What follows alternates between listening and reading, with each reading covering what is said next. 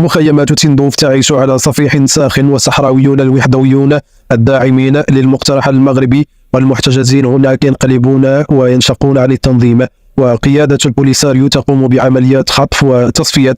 كل الأصوات الرافضة لتوجهات القيادة، وتسكت أصوات داعمة للمقترح المغربي القاضي بالحكم الذاتي والذين يرفضون الانفصال. فبعد فشل تنظيم البوليساريو في تحقيق أي انتصارات على الميدان عسكريا في الصحراء المغربية رغم البلاغات العسكرية اليومية التي قاربت 1000 بلاغة، وبعد أن كشفت أكاذيبهم وانتصاراتهم الوهمية من قبل ساكنة المخيمات، قيادة الجبهة الانفصالية تلجأ إلى ارتكاب أعمال لا إنسانية في حق عدد من الصحراويين المعارضين لها. وما يقع في مخيمات تندوف حاليا من تعسف وقار وتصفية الحسابات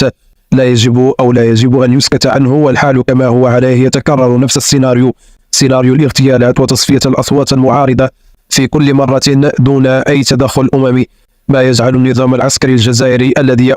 يأويهم في تندوف في موقف محرج. وغرد نشطاء عبر مختلف منصات التواصل الاجتماعي متسائلين أين هي الجمعيات الصحراوية للدفاع عن حقوق الإنسان في مخيمات اللاجئين فيما تفعله الأيادي الإجرامية الجزائرية وقيادة البوليساريو بالمحتجزين. والأكيد أن الجزائر تتحمل المسؤولية الكبيرة والكاملة في هذه الجرائم اللا إنسانية والتي تقع على أراضيها، بما في ذلك عمليات تصفية حسابات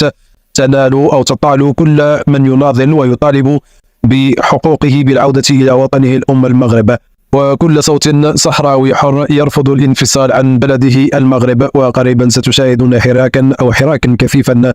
أمام مقرات الأمم المتحدة بتندوف وأمام مقر بن بطوش زعيم البوليساريو مع رفع الشعارات كفى من الذل واتركونا نقرر مصير أنفسنا. ومن جانبه أفاد منتدى فرصات الصحراوي الداعم أو المؤيد للمقترح المغربي الحكم الذاتي بمخيمات تندوف، مشيرا أن مخيمات المحتجزين تعيش على وقع أحداث عنف خطيرة بعد اندلاع مواجهات مسلحة بين القبائل فيما بين خاصة قبيلتي الفقرة وسكارما. ووفقا لذات المصادر فإن الصراع تحول إلى حرب طاحنة بين مناصري القبيلتين، وفشلت البوليساريو في احتوائها بل واستعملت فيها الأسلحة النارية ما أسفر عن تسجيل إصابات بعضها وصفت بالخطيرة، كما تم تخريب مجموعة من الممتلكات